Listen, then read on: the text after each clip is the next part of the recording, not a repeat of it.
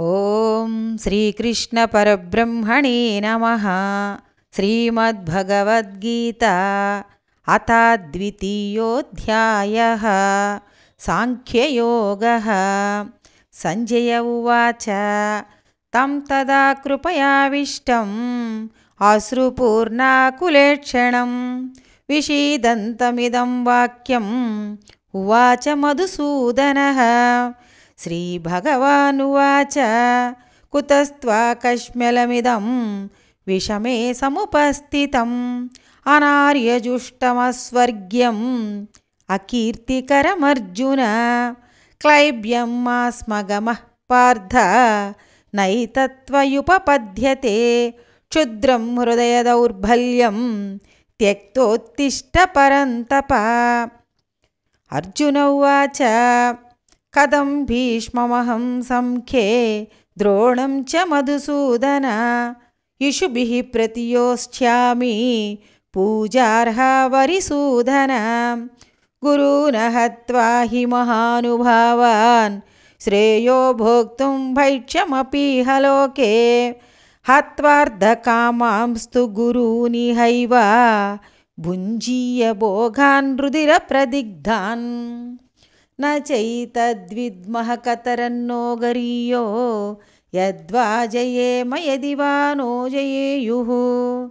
यानेव हत्वा न जिजीविषामः तेव स्थिताः प्रमुखे धार्तराष्ट्राः। कार्पण्यदोषोपहतः स्वभावः पृच्छामि त्वां धर्मसम्मूढचेताः। यच्छ्रेयः स्यान्निश्चितं ब्रूहि तन्मे शिष्यस्तेऽहं स्यादिमां त्वां प्रपन्नं। न हि प्रपश्यामि ममापनुद्यात् यच्छोकमुच्छोषणमिन्द्रियाणाम् अवाप्य भूमा वसपत्नमृद्धं राज्यं सुराणामपि चाधिपत्यम्। संजय उवाच एवमुक्त्वा हृषीकेशं गुडाकेशः परन्तप न योश्चैति गोविन्दम् उक्त्वा तूष्णीं बभूवः। तमुवाच हृषीकेशः प्रहसन्निव भारत सेनयोरुभयोर्मध्ये विषीदन्तमिदं वचः। श्रीभगवानुवाच अशोच्यानन्वशोचस्त्वं प्रज्ञावादां च भाषसे गतासून गतासूं च नानुशोचन्ति पण्डिताः। न त्वेवाहं जातुनासं न त्वं नेमे जनाधिपाः न चैव न भविष्यामः सर्वे वयमतः परं। देहिनोऽस्मिन् यदा देहे कौमारं यौवनं जरा तदा देहान्तरप्राप्तिः धीरस्तत्र न मुह्यति। मात्रा स्पर्शास्तु कौन्तेय शीतोष्णसुखदुःखदाः आगमापायिनो नित्याः तां स्थितिक्षस्व भारत। यं हि न व्यतयन्त्येते पुरुषं पुरुषर्षभ समदुःखसुखं धीरं सोमृतत्वाय कल्पते। नासतो विद्यते भावो नाभावो विद्यते सतः उभयोरपि दृष्टोऽन्तः त्वनयोस्तत्त्वदर्शिभिः। अविनाशि तु तद्विद्धि येन सर्वमिदं ततं विनाशमव्ययस्यास्य न कश्चित् कर्तुमर्हति। अन्तवन्त इमे देहा नित्यस्योक्तः शरीरिणः अनाशिनो प्रमेयस्य तस्माद्युध्यस्व भारत। य एनं वेत्ति हन्तारं यश्चैनं मन्यते हतम् उभौ तौ न विजानीतो नायं हन्ति न हन्यते। न जायते म्रियते वा कदाचित् नायं भूत्वा भविता वा न भूयः। अजो नित्यशाश्वतोऽयं पुराणो न हन्यते हन्यमाने शरीरे। वेदाविनाशिनं नित्यं ययेनमजमव्ययं कथं स पुरुषः पार्थ कं घातयति हन्तिकं वासांसि जीर्णानि यथा विहाय नवानि गृह्णाति नरोपराणि तथा शरीराणि विहाय जीर्णान्यन्यानि संयाति नवानि देहि नैनं छिन्दन्ति शस्त्राणि नैनं दहति पावकः न चैनं क्लेदयन्त्यापो न शोषयति मारुतः अच्छोद्योऽयमदाह्योऽयम् अक्लेद्यो शोष्य एव च नित्यः सर्वगतस्ताणुः अचलोऽयं सनातनः अव्यक्तोऽयमचिन्त्योऽयम् अविकार्योऽयमुच्यते तस्मादेवं विदित्वैनं नानुशोचितुमर्हसि अथ चैनं नित्यजातं नित्यं वा मन्यसे मृतं तदापि त्वं महाबाहो नैवं शोचितुमर्हसि जातस्य हि ध्रुवो मृत्युः ध्रुवं जन्म मृतस्य च तस्मादपरिहार्येऽर्धे न त्वं शोचितुमर्हसि अव्यक्तादीनि भूतानि व्यक्तमध्यानि भारत अव्यक्तनिधनान्येव तत्र का परिदेवना आश्चर्यवत् पश्यति कश्चिदेनम् आश्चर्यवद्वदति तदैव चान्यः आश्चर्यवश्चैनमन्यः शृणोति श्रुत्वाप्येनं वेद न चैव कश्चित् देहि नित्यमवध्योऽयं देहे सर्वस्य भारत तस्मात् सर्वाणि भूतानि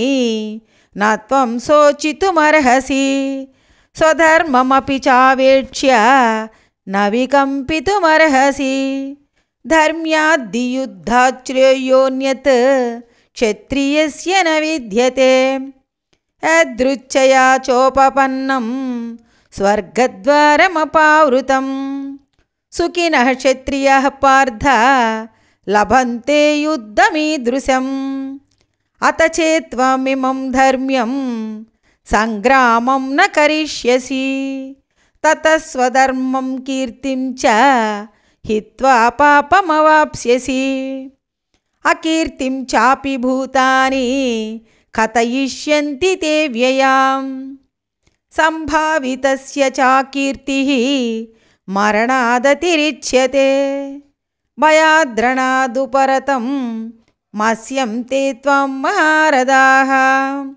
तेषां च त्वं बहुमतो भूत्वा यास्यसि लाघवम् अवाच्यवादां च बहून् वदिष्यन्ति तवाहिताः निन्दं तस्तव सामर्थ्यं ततो दुःखतरं नु किं हतो वा प्राप्स्यसि स्वर्गं जित्वा वा भोक्ष्यसे महीं तस्मादुत्तिष्ठ कौन्तेय युद्धाय कृतनिश्चयः सुखदुःखे समे कृत्वा लाभालाभौ जयाजयौ ततो युद्धाय युज्यस्व नैवं पापमवाप्स्यसि एषा ते विहिता साङ्ख्ये बुद्धिर्योगे त्विमां शृणु बुद्ध्या युक्तो यया पार्थ कर्मबन्धं प्रहास्यसि नेहाभिक्रमनाशोऽस्ति प्रत्यवायो न विद्यते स्वल्पमप्यस्य धर्मस्य त्रायते महतो भयात् व्यवसायात्मिका बुद्धिः एकेह कुरु नन्दन बहुशाखा ह्यनन्ताश्च बुद्धयो व्यवसायिनां यामिमां पुष्पितां वाचं प्रवदन्त्यविपश्चितः वेदवादरतः पार्थ नान्यदस्तीति वादिनः कामात्मानः स्वर्गपराः जन्मकर्मफलप्रदां क्रियाविशेषबहुलां भोगैश्वर्यगतिं प्रति भोगैश्वर्यप्रसक्तानां तया अपहृतचेतसां व्यवसायात्मिका बुद्धिः समाधौ न विधीयते।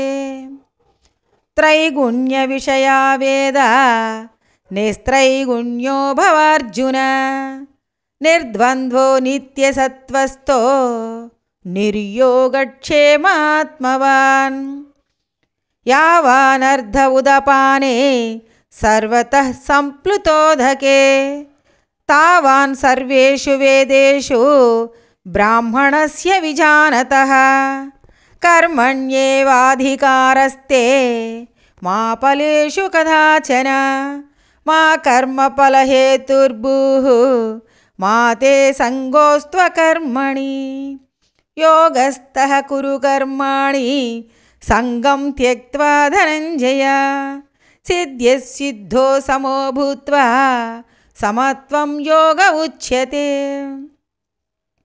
दूरेण ह्यवरं कर्म बुद्धियोगात् धनञ्जय बुद्धौ शरणमन्विश्च कृपणः फलहेतवः बुद्धियुक्तो जहातीह उभौ सुकृतदुष्कृते तस्माद्योगाय मुज्यस्व योगः कर्मसु कौशलम् कर्मजं बुद्धियुक्ता हि फलं त्यक्त्वा मनीषिणः जन्मबन्धविनिर्मुक्ताः पदं गच्छन्त्यनामयम् यदा ते मोहकलिलं बुद्धिर्व्यतितरिष्यति तदा गन्तासि निर्वेदं श्रोतव्यस्य श्रुतस्य च श्रुतिविप्रतिपन्ना ते यदा स्थास्यति निश्चला समाधावचला बुद्धिः तदा योगमवाप्स्यसि। अर्जुन उवाच स्थितप्रज्ञस्य का भाषा समाधिस्तस्य केशव स्थितधि किं प्रभाषेत किमासीत व्रजेत किम्।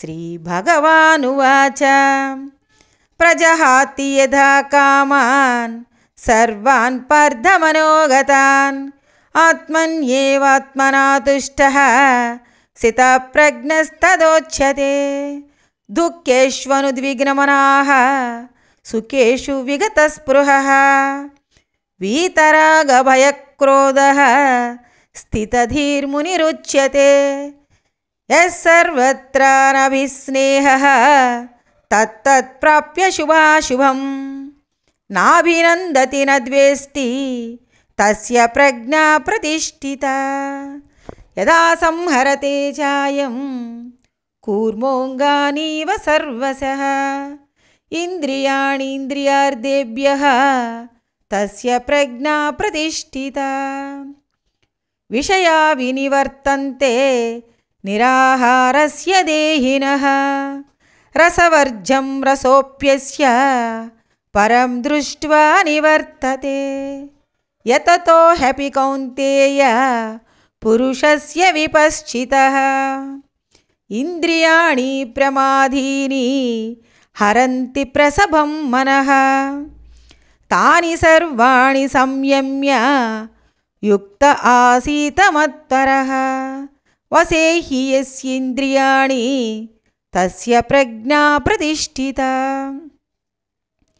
ध्यायतो विषयान् पुंसः सङ्गस्तेषूपजायते सङ्गात् संजायते कामः कामात् क्रोधोऽभिजायते क्रोधात् भवति सम्मोहः सम्मोहात् स्मृतिविभ्रमः स्मृतिर्भ्रंशात् बुद्धिनाशो बुद्धिनाशात् प्रणश्यति रागद्वेषवियुक्तैस्तु विषयानिन्द्रियश्चरन् आत्मवश्यैर्विधेयात्मा प्रसादमधिगच्छति प्रसादे सर्वदुःखानां हानिरस्योपजायते प्रसन्नचेतसो ह्यासुः बुद्धिः पर्यवतिष्ठते नास्ति बुद्धिरयुक्तस्य न चायुक्तस्य भावना न च भावयतः शान्तिः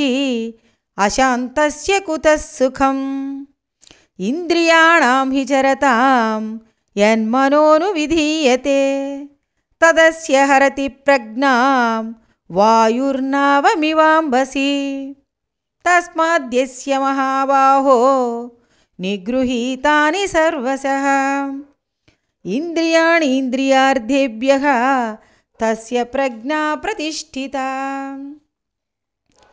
या निशा सर्वभूतानां तस्यां जागर्ति संयमी यस्यां जागृति भूतानि सा निशा पश्यतो मुनेः आपूर्यमाणमचलप्रतिष्ठं समुद्रमापः प्रविशन्ति यद्वत् तद्वत् कामायं प्रविशन्ति सर्वे सशान्तिमाप्नोति न कामकामी विहाय कामान् यः सर्वान् पुमां चरति निःस्पृहः निर्ममो निरहङ्कारः स शान्तिमधिगच्छति एषा ब्राह्मी स्थितिः पार्थ नैनां प्राप्य विमुह्यति स्थित्वा स्यामन्तकालेऽपि ब्रह्मनिर्वाणमृच्छति ॐ तत्सदिति श्रीमद्भगवद्गीतासु उपनिषत्सु